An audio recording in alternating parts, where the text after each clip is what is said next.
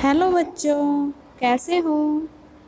मैं आशा करती हूँ सभी बच्चे अच्छे होंगे। बच्चों, आज हम व्याकरण माधुरी में पाठ 1 भाषा तथा भाषा के रूप पढ़ेंगे। सभी बच्चे अपनी बुक खोलो। भाषा तथा भाषा के रूप। बातचीत करने में हम भाषा का प्रयोग करते हैं।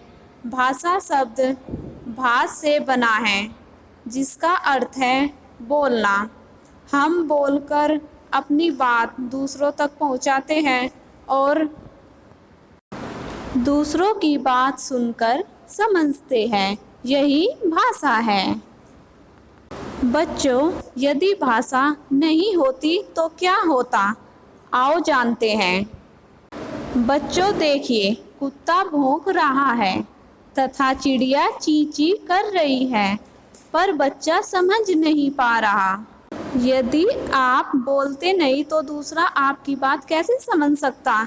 नेक्स्ट देखिए, यहाँ 2 मित्र कुछ कहना चाह रहे हैं, पर शब्द नहीं है, इस कारण दोनों कुछ समझ नहीं पा रहे।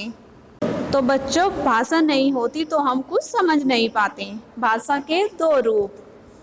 भाषा के 2 रूप होते हैं।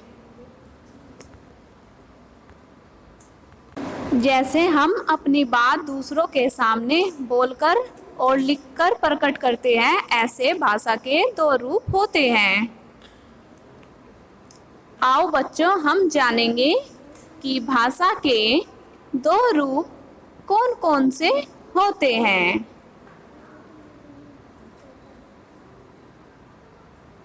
भाषा के 2 रूप होते हैं। मौखिक, बोलकर और सुनकर। लिखित, लिखकर और पढ़कर। ये भाषा के 2 रूप होते हैं।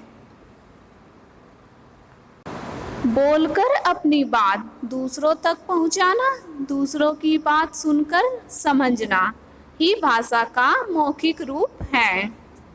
बच्चों, अपनी बात दूसरों तक पहुंचाना भाषा का मौखिक रूप कहलाता है। जैसे अध्यापिका बच्चों को पढ़ा रही है, यह अपनी बात बोलकर समझा रही है ना, तभी तो बच्चों की समझ आएगा। तो बच्चों, यह भाषा का मौखिक रूप कहलाता है। जैसे यह आदमी गाना सुना रहा है। बच्चों, अगर भाषा नहीं होती तो यह हमें सुनाई नहीं देता।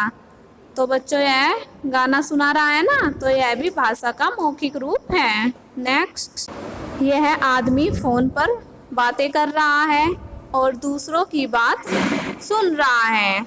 तो बच्चों, दूसरों की बात सुनकर समझी जा रही है। यह भी भाषा का मौखिक रूप होता है। लिखकर अपनी बात दूसरों तक पहुंचाना, लिखे हुए को पढ़कर समझना ही भाषा का लिखित रूप होता है।